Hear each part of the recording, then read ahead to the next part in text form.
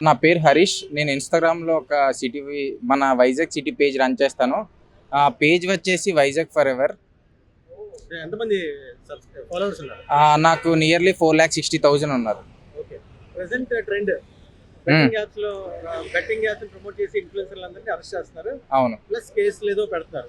Yes. దాని yes. గురించి ఏం చెప్తారు? యాక్చువల్లీ బెట్టింగ్ చేయడం అనేది చాలా ఇల్లీగల్. ఎందుకంటే మనల్ని చూసి చాలామంది ఇన్‌స్పైర్ అవుతూ ఉంటారు.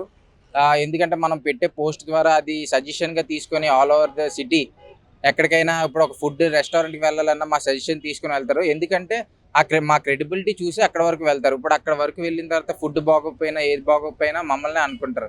సో, అది తిని ఎక్స్‌పీరియన్స్ అవుతారు. సో, దానికి మనీ పే చేసి తింటారు. అది కొద్దిగైనా పర్లేదు. బెట్టింగ్ అనేది కంప్లీట్‌గా ఇప్పుడు ఒక 40,000 స్పెండ్ చేస్తే దానిపైన బెట్టింగ్ పైన ఆ 40,000 పోతది. సో, వాళ్ళకి బ్యాక్‌కి ఒక ₹1 కూడా రాదు. సో, ఇలాంటివన్నీ చాలా ఇల్లీగల్ అన్నమాట. సో, ఇవన్నీ చేయకుండా ఉండాలంటే మనం అందరం ఒక స్టెప్ ఫార్వర్డ్ ఎళ్లి ఇదంతా బెట్టింగ్‌ని కిల్ చేయాలి. సో, దాని వంతు మా వైజాగ్ పేజెస్ అన్నీ ఫార్వర్డ్‌గా వస్తాయి. కమింగ్ డేస్‌లో మేమంతా ఒక స్టాండ్ తీసుకొని దీని గురించి కూడా ఫైట్ చేస్తాం. ఇప్పుడు ఇంతమంది ఫాలోవర్స్ ఉన్నారు. యాహ్! సో ఇంతమంది ఫాలోవర్స్ ఉన్నారు కాబట్టి మీకు ఎవరైనా బెట్టింగ్ యాప్ ప్రమోట్ చేయమని ఏమన్నా అలాంటి క్వైరీస్ వచ్చాయా? చాలా వచ్చాయండి. ఒకటి కాదు, మోర్ దెన్ 10 వచ్చాయి. బట్ నేనేంటి నమ్ముతానంటే బెట్టింగ్ యాప్స్‌ని పక్కకు తీస్తే నార్మల్ ప్రమోషన్స్ కూడా చాలా వస్తాయి. బట్ మేము ఏది చేసినా యాప్స్ అయినా సరే ఫస్ట్ మేము వెరిఫై చేసి మాకు అది ప్రాపర్‌గా ఉంది, మనం సజెస్ట్ చేయొచ్చు అంటేనే అక్కడ పేజ్ వరకు తీసుకెళ్తాం. లేదంటే మేము నార్మల్ ప్రమోషన్స్ అయినా ఆపేస్తాం. మేము ప్రమోషన్ చేస్తాం కాదనట్లేదు.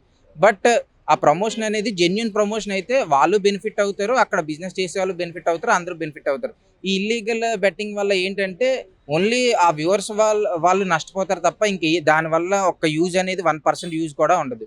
అది. హ్మ్. బెట్టింగ్ యాప్స్ ప్రమోట్ చేయడం వల్ల హ్మ్.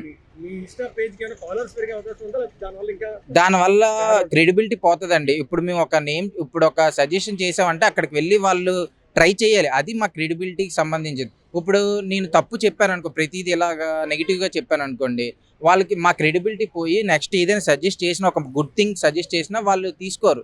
సో, మనం మంచి చేస్తే మనకి మంచి రిఫ్లెక్ట్ అవుతది. సో, మనం బ్యాడ్ చేస్తే బ్యాడ్ రిఫ్లెక్ట్ అవుతది. సో, దానివల్ల నెగటివిటీ తప్ప పాజిటివిటీ 1% కూడా ఉండదు. యాహ్! సెలబ్రిటీస్ అరెస్ట్ చేస్తామని చెప్పి నోటీస్ ఇచ్చారు ఆల్రెడీ.